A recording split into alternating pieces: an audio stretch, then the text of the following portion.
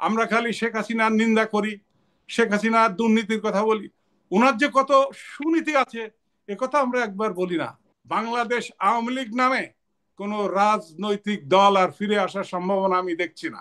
হ্যাঁ, হতে পারে এই দলে অনেক নিবেদিত দেশপ্রেমিক রাজনীতিবিদ আছে, কিন্তু তারা দলের বাইরে ব্যক্তি হিসাবে নির্বাচনে লড়াই করতে পারে। সেনা প্রধানের কাছে আমাদের স্বামীহারা, পিতাহারা পরিবার, তাদের অনেক ধরনের দাবি দাওয়া থাকে, তাদের হুম। অনেক আর্জি থাকে। আহ, তারা ওখানে অনেকে ছিল। আর আরেকটু কথা আগেই বলে রাখি, এই আলোচনাগুলো তো দেখছি, এই বিডিআর আমি কমান্ড করে এসেছি, আমার অভিজ্ঞতা আছে। বিডিআরও চিনি, আর্মিও চিনি, রাজনীতিবিদও চিনি। আমি এদেশে অনেকগুলা সরকার প্রধানের সাথে চাকরি করছি। আমার দৃষ্টিভঙ্গি থেকে আমি বলবো, উনি যেটা বলতে চেয়েছেন সেটাকে, ওই ফুল স্টপ শব্দটা কেন বলেছেন এটাও আমি মিলাতে পারি না।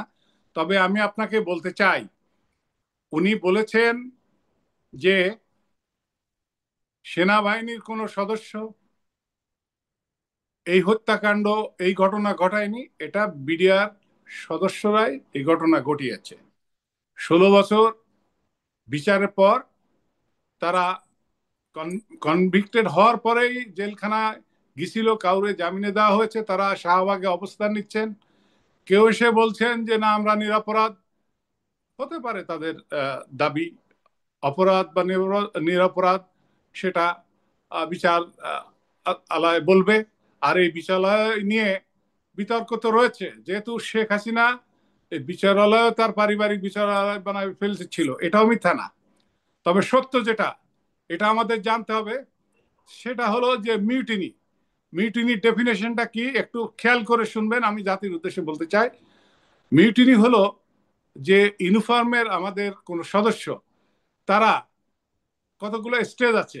এক, ডেফিনেশনটা বলি, এক হচ্ছে ষড়যন্ত্র করা, দ্বিতীয় হচ্ছে ইন্ধনদাতা, তৃতীয় হচ্ছে বাস্তবায়ন করলো বা অভিযান চালালো, তৃতীয় হচ্ছে কেউ জানলো, জেনে গোপন করে গেল, চতুর্থ কেউ জেনে সেখান থেকে পালিয়ে দূরে কোথাও নিরাপদ স্থানে নিজেকে আত্মরক্ষা করলো কোন রকম ঝামেলা থেকে মুক্ত থাকার জন্য। এই সবগুলাই কিন্তু সম অপরাধ। খেয়াল করেন কিন্তু আইনটা। সেনাপ্রধান কেন বলেছেন এই ব্যাখ্যাটা আমরা অনেকে হয়তো খেয়াল করি না বা জানি না, যে বিডিআরে এই যে আমাদের 57 জন অফিসার, টোটাল 74 জন মানুষ বেসামরিক ব্যক্তি মিলে হত্যা করা হলো, আমাদের পরিবারের উপরে নিপীড়ন করা হলো, এটা তো কোনো সামরিক অফিসার করে নাই। উনি সেটা বলতে চেয়েছেন। উনি বলতে চেয়েছেন যে এই ঘটনা তো সামরিক বাহিনীর কোনো সদস্য করে নাই, এটা করেছে বিডিআর এর সদস্যরা। হ্যাঁ, হতে পারে হয়তো 100 জন এটা করেছে, সেখানে হয়তো 200 জনকে জেলে ঢুকিয়েছে।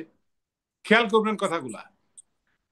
তো সেখানে যে আমি বলে থাকি যে এটা তো ওই জিন পরি এসে এই হত্যাকাণ্ড ঘটিয়ে যায় নাই, এটা আপনার স্বীকার করতে হবে। এতগুলা হত্যাযজ্ঞ ওখানে হলো, নির্মম ভাবে জাতির শ্রেষ্ঠ সন্তানদের হত্যা করা হলো।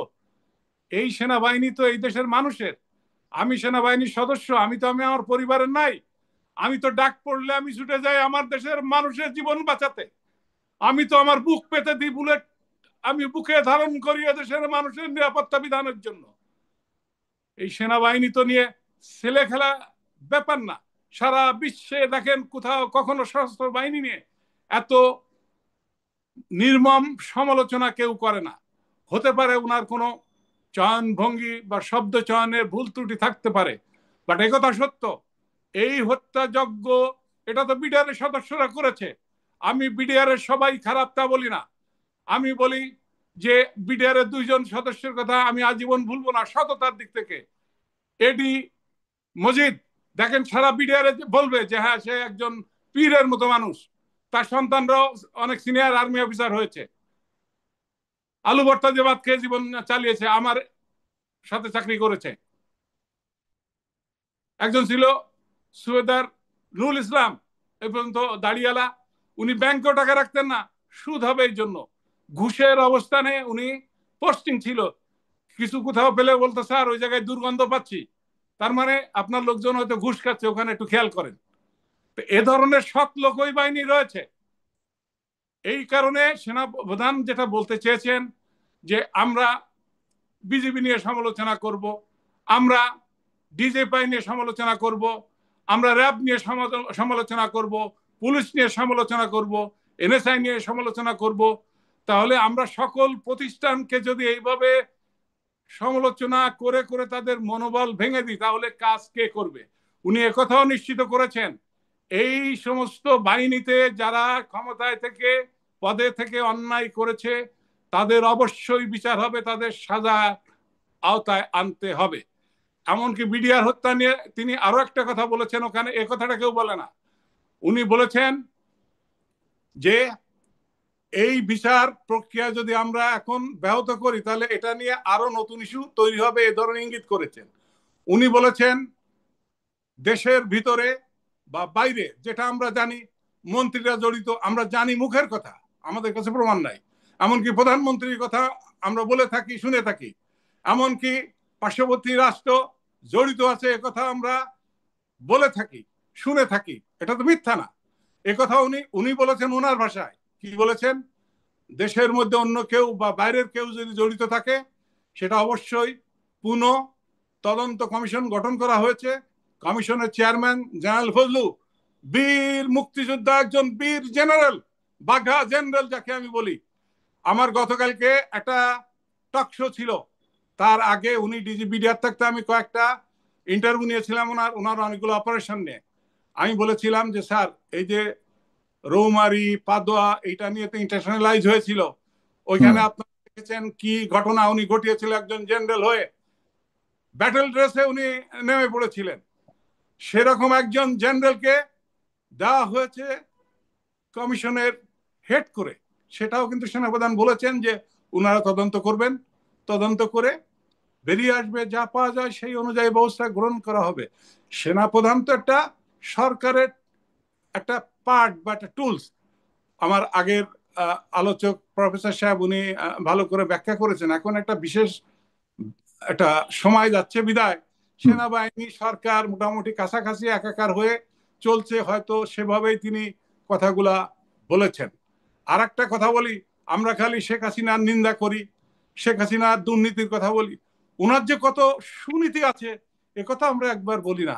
আমি অনেক আগে বলেছিলাম যে শেখ হাসিনা দেখেন কত সুনীতির মানুষ, উনি 1 টাকায় গণভবন নিচ্ছিলেন, উনি 1.5 টাকায় যে বঙ্গভবন ওনার বোনের নামে নিতে চায়নি, এই জন্য উনি তো ধন্যবাদ প্রাপ্তি যোগ্য, তাকে তো কেউ ধন্যবাদ দিলেন না আপনারা যে 2টাই 2 গুণ ভাগ করে নেয়নি। আবার এখন আসে আরেকটা, যে জাতিসংঘ যে মানবাধিকার এবং জেনোসাইড নিয়ে তদন্তটা করেছে, তারা যে রিপোর্ট দিয়েছে সেই রিপোর্ট পাওয়ার পরে বাংলাদেশ আওয়ামী লীগ নামে কোন রাজনৈতিক দল আর ফিরে আসার সম্ভাবনা আমি দেখছি না। হ্যাঁ, হতে পারে এই দলে অনেক নিবেদিত দেশপ্রেমিক রাজনীতিবিদ আছে, কিন্তু তারা দলের বাইরে ব্যক্তি হিসাবে নির্বাচনে লড়াই করতে পারে, তাদের অনেক জনপ্রিয়তা আছে, এমন লোকও আছে।